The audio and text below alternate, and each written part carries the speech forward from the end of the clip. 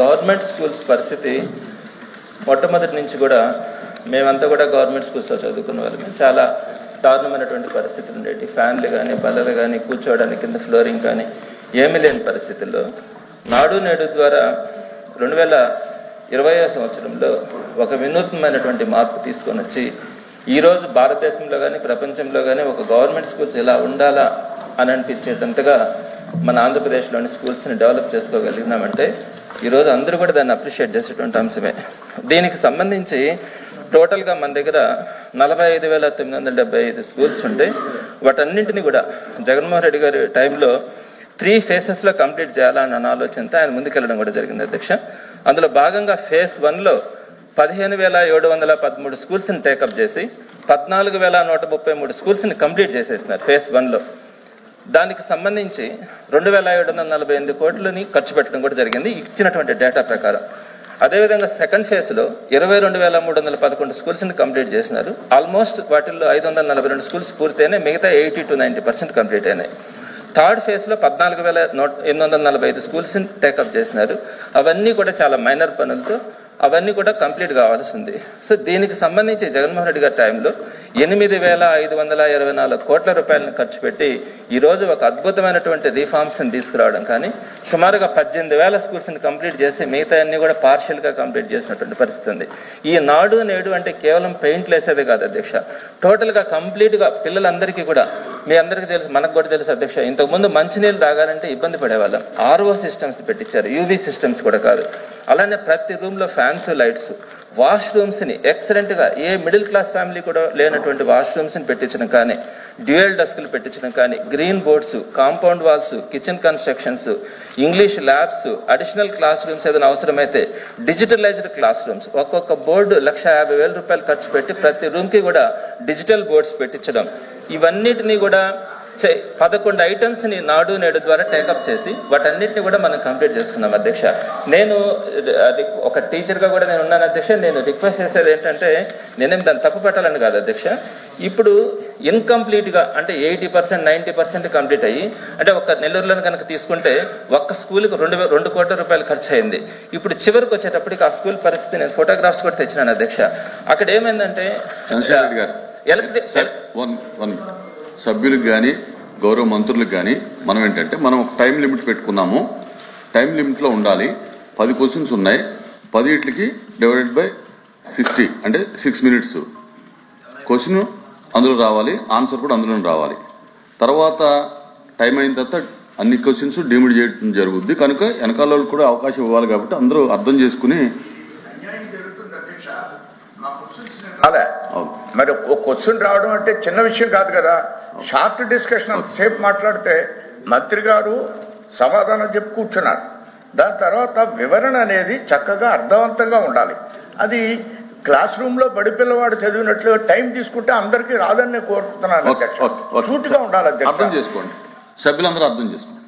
తప్పకుండా అధ్యక్ష, నేను పెద్దలు చెప్పిన దాన్ని స్వీకరిస్తాను. కానీ నేను చెప్పిన దాంట్లో ఒక భావన ఉంది అధ్యక్ష. ఎందుకు చేసినాము, ఏం ప్రాబ్లం ఉంది అని చెప్పడానికి మాత్రమే. అయితే సుమారుగా 2 కోట్ల రూపాయలు పెట్టి మనం కన్స్ట్రక్షన్స్ అన్ని కూడా కంప్లీట్ చేసుకుంటే దానికి సంబంధించి ఒక స్కూల్కి అయితే ఎలక్ట్రిఫికేషన్ లేదు, పెయింటింగ్ కంప్లీట్ కాలేదు అధ్యక్ష. ఇప్పుడు ఆ ఎలక్ట్రిఫికేషన్ లేకుండానే కనీసం ఈరోజు మనం ఆ స్కూల్స్లో క్లాసెస్ చెప్తా ఉన్నారు అధ్యక్ష. అలానే రెండోది KNR స్కూల్ అని ఒక అద్భుతమైనటువంటి స్కూల్స్, నెల్లూరులో ఉన్నటువంటి గవర్నమెంట్ స్కూల్స్లో అదొక అద్భుతమైనటువంటి స్కూల్ అధ్యక్ష. ఎందుకంటే ఎప్పుడు కూడా అడ్మిషన్స్ ఉండవు. దాంట్లో ఇట్లా ఇన్కంప్లీట్ వాల్స్తో 80% కంప్లీట్ అయ్యి అట్లా అంతా కూడా ఈ వైర్స్ అన్ని ఈ వాటిని ఏమంటారు అధ్యక్ష, ఇవి పిల్లర్స్ అవి అన్నీ ఇన్కంప్లీట్గా ఉన్నాయి. వీటిని పట్టుకొని చంద్రశేఖర్ రెడ్డి గారు వినండి, అర్థం చేసుకోవాలి. మీకు వచ్చినటువంటి అవకాశాన్ని మీరు క్వశ్చన్ వేశారు, ప్రభుత్వం సమాధానం చెప్పింది. దాని మీద మీకు ఏదన్నా అసంతృప్తి ఉన్నా లేకపోతే ఇంకా వివరాలు కావాలన్నా అడగాలి తప్ప ఇక్కడ ప్రజెంటేషను ఇవన్నీ కాదు కదా. ఇప్పుడు ఇది అర్థం చేసుకోవాలి. కాబట్టి స్కూల్స్ వీటి పట్టుకొని పడిపోయారు అధ్యక్ష. అందుకని ఈ 2 yearsలో కనీసం మనం వాటన్నింటినీ కూడా ఎక్కడ వేసినాయి అన్ని కూడా అక్కడే ఉన్నాయి. ఆర్ఓ సిస్టమ్స్ రిపేర్ వస్తే చేయచ్చట్లా, డిజిటల్ బోర్డ్స్ రిపేర్ చేయచ్చట్లా, కన్స్ట్రక్షన్స్ కంప్లీట్ చేయచ్చట్లా. కాబట్టి నాడు నేడులు ఏవైతే 80% 90% కంప్లీట్ అయిపోయినటువంటి స్కూల్స్ మనం అన్ని కోట్ల రూపాయలు పెట్టి డెవలప్ చేసుకుంటే ఈ 2 yearsకి వచ్చేటప్పటికి మనం వాటిని పట్టించుకోకుండా ఎక్కడ స్కూల్స్ని అక్కడ వదిలేసిన దానివల్ల ఈరోజు అన్ని కూడా ఇన్కంప్లీట్ ఉన్నందువల్ల పిల్లలు ఇబ్బంది పడతా ఉన్నారు. మనం ఏదైతే పర్పస్ అనుకున్నామో ఆ పర్పస్ సర్వైవ్ కావట్లా. ఆర్ఓ సిస్టమ్స్ పెట్టించాం నాడు నేడులో, అవన్నీ కూడా మెయింటెనెన్స్ చేయడానికి ఇంతకుముందు ఏజెన్సీ ఉన్నాయి, ఆ ఏజెన్సీ ఇప్పుడు పనిచేయట్లా. ఐఎఫ్పి ప్యానల్ బోర్డ్స్ ని రిపేర్ చేయడానికి సో ఇవన్నీ కూడా మీకు కావాల్సినటువంటి ఇన్ఫర్మేషన్ ఏంటి, మీరు ఇంకా అడిషనల్ గా అడగదలుచుకున్నది ఏంటనేది క్లియర్ గా అడగండి తప్ప మీరు ఇదంతా ప్రభుత్వ పాలసీలు రేపు జరగవలసింది జరిగేదంతా క్వశ్చన్ అవర్ లో రాదు. గవర్నమెంట్ టేకప్ చేసి అంటే మాకు ఇన్ఫర్మేషన్ వచ్చిన దాంట్లో నుంచి మేము అడుగుతున్నాం అధ్యక్ష, మీరు రాబోయే రోజుల్లోనైనా కూడా ఈ నాడు నేడు లేదా మనబడి ఈ కొత్త స్కీమ్ ద్వారానైనా ఈ వర్క్స్ అన్ని కంప్లీట్ చేయాలన్నది మా రిక్వెస్ట్ అధ్యక్ష. అది మాత్రం ప్రే చేస్తాం. అధ్యక్ష, ఇప్పుడు ఏంటంటే సుమారుగా 10 నిమిషాలు షార్ట్ డిస్కషన్ అయిపోయింది అధ్యక్ష ఈ సబ్జెక్ట్ పైన. గౌరవ సభ్యులు చెప్పినట్టు ఏంటంటే అధ్యక్ష ఇక్కడ 2-3 విషయాలు చెప్పదలుచుకున్నాను. ఒకటి వచ్చేసి ఇప్పుడు ప్రజాప్రభుత్వం వచ్చిన తర్వాత మొత్తం టైం అంతా మరి సుమారుగా 50% అంటే ఇంకా 7,500 కోట్లు ఖర్చు పెట్టాల్సి ఉందనేది అధికారులు నాకు సమాధానం ఇచ్చారు అధ్యక్ష. దాంట్లో నేను స్పష్టంగా అడిగింది ఏంటంటే ప్రతి పాఠశాలని ఒక స్టార్ రేటింగ్ ఇవ్వాలి. గతంలో కూడా పోయిన అసెంబ్లీ సెషన్ లో విద్య పైన మనం చాలా డీటెయిల్ గా చర్చిస్తాం కూడా జరిగింది. సుమారుగా 18 అంశాలపైన స్టార్ రేటింగ్ చేశాం అధ్యక్ష. అది గౌరవ సభ్యులకి కూడా నేను పంపిస్తాను. ఇక్కడ ఏంటంటే అధ్యక్ష స్టార్ రేటింగ్ చేసిన తర్వాత మేము గమనించింది ఏంటంటే అధ్యక్ష సుమారుగా 40% పాఠశాలల్లో 2 స్టార్ కన్నా తక్కువ ఉన్నాయి అధ్యక్ష, 2 and below అధ్యక్ష. సో ఫస్ట్ మా ఫోకస్ ఏంటంటే ఎట్లా ఇది ఇంప్రూవ్ చేయాలి, 4 స్టార్ లో ఉన్న వాళ్ళని 5 స్టార్ అయితే తీసుకెళ్ళాలి, 1-2 స్టార్ లో ఉన్న వాళ్ళని ఎట్లా అప్గ్రేడ్ చేయాలని లక్ష్యంతో ఉన్నాం అధ్యక్ష. అధ్యక్ష ప్రధానంగా ఏంటంటే క్రిటికల్ ఇన్ఫ్రాస్ట్రక్చర్ అనేది చాలా ఇంపార్టెంట్ అధ్యక్ష. చిత్తూరులో నేను అనేక ప్రాథమిక పాఠశాలలో కూడా నేను పర్యటించినప్పుడు కనీసం లీక్ ప్రూఫ్ బిల్డింగ్స్ లేవు, ఒక కోట్ పెయింట్ లేదు, అక్కడ బేసిక్ బెంచెస్ ఫర్నిచర్ కూడా లేదు అధ్యక్ష. సో మేము మినిమం స్టాండర్డ్స్ ఏం పెట్టుకున్నాం అంటే లీక్ ప్రూఫ్ బిల్డింగ్స్ ఉండాలా, పెయింటింగ్ పూర్తి చేయాలా, ఫర్నిచర్, వాటర్, టాయిలెట్స్ అందించాలనేది ఒక లక్ష్యంగా మేము తీసుకున్నాం అధ్యక్ష. అధ్యక్ష గౌరవ సభ్యులు చెప్పారు పెండింగ్ వర్క్స్ కొన్ని ఉన్నాయని, అది మా దృష్టిలో కూడా ఉంది, దాంట్లో ఎలాంటి సందేహం లేదు. పెండింగ్ వర్క్స్ ఎక్కడెక్కడ ఉందో మొత్తం సమీక్ష చేస్తున్నాం. ఎందుకంటే జియో 117 కి ఆల్టర్నేటివ్ గా మోడల్ ప్రైమరీ స్కూల్ తీసుకొచ్చాం అధ్యక్ష. 1 class 1 teacher విధానం. గతంలో కేవలం 3% పాఠశాలలు ఉంటే అది ఇప్పుడు 33% పాఠశాలలకు వెళ్ళినాయి అధ్యక్ష. 1 class 1 teacher విధానం. దానివల్ల కొన్ని పాఠశాలలు ఎక్కువ క్లాస్ రూమ్స్ అవసరం కూడా ఉన్నాయి. సో ముందర ఈ మోడల్ స్టెబిలైజ్ అవుతే ఎక్కడ క్లాస్ రూమ్స్ అవసరం ఉంది, ఎక్కడ ఏం ఇన్ఫ్రాస్ట్రక్చర్ అవసరం ఉంది అనేది 1 year రిఫార్మ్ అయింది కనుక ఇప్పుడు మాకు అవగాహన వచ్చింది. దాన్ని బట్టి ఎక్కడ కట్టాలనేది మేము టేకప్ చేస్తాం అధ్యక్ష. ఎందుకంటే గతంలో నాడు నేడు కింద అభివృద్ధి చేసిన కొన్ని పాఠశాలలు సుమారుగా 233 పాఠశాలలు కూడా మూసేస్తాం జరిగింది అధ్యక్ష. ఇట్లా డబ్బులు ఖర్చు పెట్టి వేస్ట్ చేయకూడదు, నిధులు వేస్ట్ చేయకూడదు, చాలా సీరియస్ గా తీసుకుని ఎక్కడైతే అవసరం ఉందో అక్కడ చేయాలనేది మా లక్ష్యంగా మేము పెట్టుకుంటాం కూడా జరిగింది అధ్యక్ష. అంతేకాకుండా అధ్యక్ష లాస్ట్ పాయింట్, ఫిజికల్ ఇన్ఫ్రాస్ట్రక్చర్ ఎంత ఇంపార్టెంటో లెర్నింగ్ అవుట్కమ్స్ కూడా అంతే ఇంపార్టెంట్ అధ్యక్ష. సో గ్యారంటీడ్ FLN NAS సర్వేలో లెర్నింగ్స్ ఎంతవరకు వస్తున్నాయి, ఇది చాలా డీటెయిల్ గా మేము చదువుతున్నాం. స్టూడెంట్ అటెండెన్స్, టీచర్ అటెండెన్స్, ఇదంతా చాలా సిస్టమేటిక్ గా మానిటర్ చేస్తున్నాం. ఎందుకంటే లెర్నింగ్ అవుట్కమ్స్ లో 2019 నుంచి 24 వరకు కొంచెం మనం దారి తప్పాం. అట్లా కాకుండా మనం సరైన దారిలో పెట్టాలి. లెర్నింగ్ అవుట్కమ్స్ పైన ఈక్వలీ ఫోకస్ ప్రభుత్వం పెడుతుంది. మీరు ఇచ్చిన వివరాలు, మీరు కొన్ని పాఠశాలకు వెళ్ళారు, వివరాలు ఉన్నాయి, దయచేసి ఆ వివరాలు కూడా ఇవ్వండి. Definitely will take it up అధ్యక్ష. Thank you. సూటిగా సార్, ప్రతి పేద విద్యార్థికి చదువు అవసరం అధ్యక్ష. గతంలో వైఎస్ జగన్మోహన్ రెడ్డి గారు పేద విద్యార్థిని గ్లోబల్ సిటిజన్ గా తీర్చిదిద్దాలనే ఉద్దేశంతోనే నాడు నేడు అనే కార్యక్రమాన్ని తీసుకురావడం జరిగింది అధ్యక్ష. నాడు నేడు కార్యక్రమము ఒక ఆంధ్ర రాష్ట్రంలోనే కాకుండా దేశంలోనే ఒక ఆదర్శ రాష్ట్రంగా ఉండింది అధ్యక్ష. నాడు నేడు అధ్యక్ష, నేను సూటిగానే అడుగుతున్నాను అధ్యక్ష. దయచేసి మంత్రి గారు అధ్యక్ష, అప్పట్లో అధ్యక్ష మాట మాటికి అప్రిషియేట్ చేయడం జరిగింది. మంత్రి గారు చెప్పిన దాని మీద మీకు అదనపు సమాచారం ఏమైనా కావాలేమో అడగండి తప్ప ఉపోద్ఘాతాలు, గతాలు, ఫ్యూచరు అది కాదు. ప్లీజ్. సో ఇది నాడు నేడు అనేది గొప్ప కార్యక్రమం సార్. కనీసం 2 నిమిషాలను చెప్పుకునే అవకాశం మాకు ఇవ్వాలి కదా. ఇది క్వశ్చన్ అవర్ అండి, ఇది క్వశ్చన్ అవర్, ఇది అడుగుతాం సార్. మేము క్వశ్చన్ అడుగుతాము, మేము అడుగుతాం కదా. 2 minutes 1 minute కూడా క్వశ్చన్ మాకు ఛాన్స్ ఇవ్వకుండా ఎట్లే సార్. సార్ ఒకటి, దాదాపుగా ఆ రోజు జగన్మోహన్ రెడ్డి గారు 45 స్కూళ్లను నాడు నేడు కార్యక్రమం మీద తీసుకురావడం జరిగింది అధ్యక్ష. అధ్యక్ష, ఈరోజు ఈ ప్రభుత్వానికి నేను ఒకటి అడుగుతున్నాను అధ్యక్ష, ఈ ప్రభుత్వానికి అసలు ఈ ప్రభుత్వ పాఠశాలలో మౌలిక సదుపాయాలు కల్పించాలన్న ఆలోచన ఉందా లేదా, పెండింగ్ లో ఉన్న సెకండ్ ఫేజ్ కంప్లీట్ చేస్తారా లేదా అని నేను సూటిగా అడుగుతున్నాను అధ్యక్ష. అధ్యక్ష, నాడు నేడు అనే కార్యక్రమం చాలా అద్భుతమైన కార్యక్రమం. పేద పిల్లలందరికీ కూడా మంచి విద్య అందించాలనేటటువంటి సహృదయంతో గత ప్రభుత్వం జగన్మోహన్ రెడ్డి గారు దీన్ని ఏర్పాటు చేయడం జరిగింది.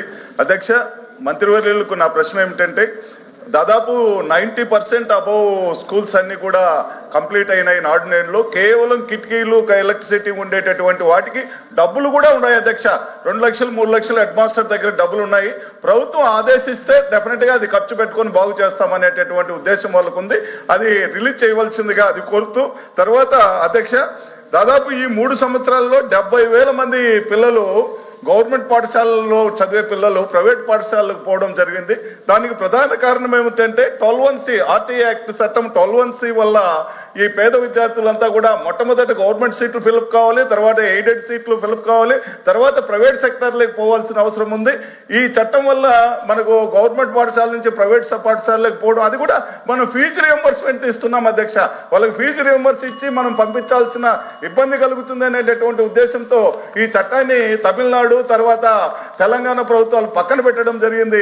కాబట్టి ఈ చట్టాన్ని పునఃపరిశీలించి దీన్ని పేద విద్యార్థులకు అందరికీ గవర్నమెంట్ స్కూల్లో ఉండేట్టుగా న్యాయం చేయవలసిందిగా నేను మినిస్టర్ గారిని కోరుతున్నాను.